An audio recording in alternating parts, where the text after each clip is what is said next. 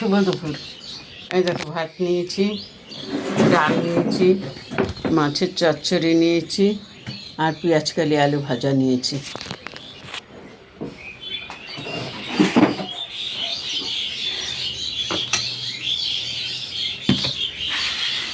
কদিন ধরে 3টের আগে খেতে পাচ্ছি না, জানো, খেতে খেতে সেই 3টেই বেজে যাচ্ছে। কি দুঃখের কথা বলবো বন্ধুরা, লেবুর আচার আনতে গেলাম, সেই বৈরম খুলতে পারলাম না। কিভাবে যে আটকে গেছে কে জানে, কিছুতেই খুলতে পারলাম না।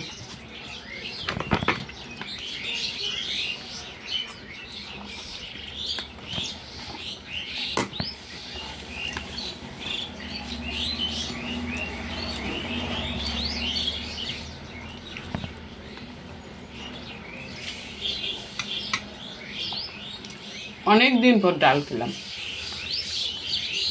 আমার খুব ডাল খেতে ইচ্ছে করছিল।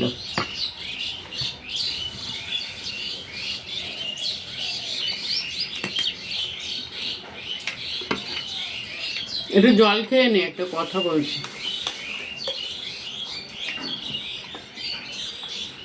যাই হোক, বেশিরভাগ কাজ সারা হয়ে গেছে। একটা বউ বলছে, মুখের হাঁটা যেরকম জিভটা সেরকম। আমার খাওয়াটা দেখলো, আমার কাজকর্মগুলো কিন্তু সে দেখলো না। তাহলে এদের নিয়মগুলো দেখেছো? এরা না বাজে জিনিসটাই আগে খেয়াল করে, ভালো জিনিসটাই খেয়াল করে না। যাই হোক, খেয়ে নেই, তারপর কথা বলবো।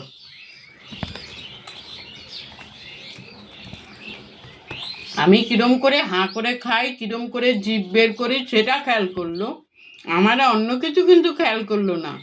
তাহলে ওনার কত সময় বলো।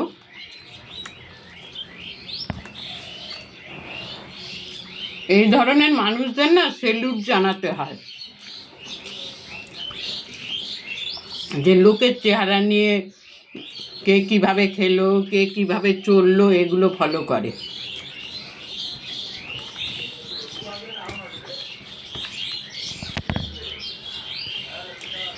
কচুরি খেয়েছি না, যার জন্য খাওয়ার অতটা নেশা নেই।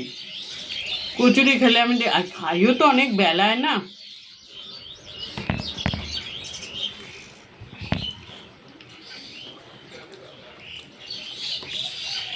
কাকিমা এসেছিল, কাকু আর কাকিমা, আমার বাথরুম দেখতে।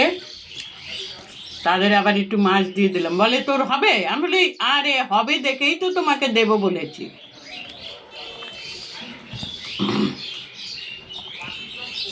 কাকু আমার হাতে রান্না খেতে ভালোবাসে। কাকু কেন, আমার বন্ধুরাও ভালোবাসে।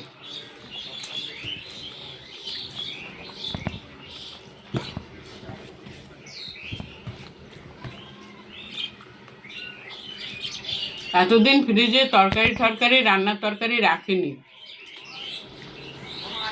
প্রয়োজন পড়েনি, কারণ এত ঠান্ডা ছিল। এখন ঠান্ডা আছে, তবে সেই রকম পচা ঠান্ডা তো নেই, যার জন্য যা বেঁচে ছিল সব রেখে আসলাম ফ্রিজে।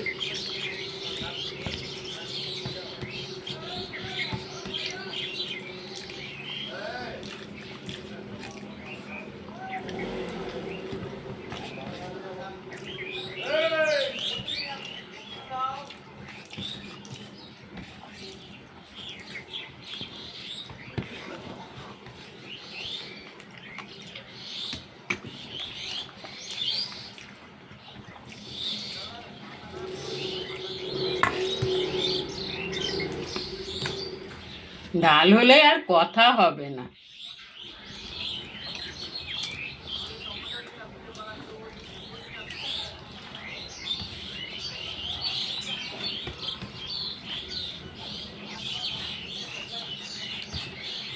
ওই বাড়ির দাদাকে বলে এসেছিলাম, রান্না করতে পারলে করব, নালে আলু ভাতে ভাত, মাখম আর বেগুন ভাজা।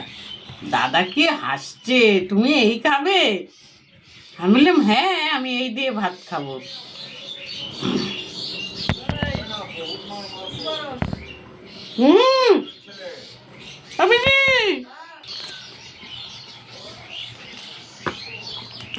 মাছ চচ্চড়িটা না খুব ভালো হয়েছে।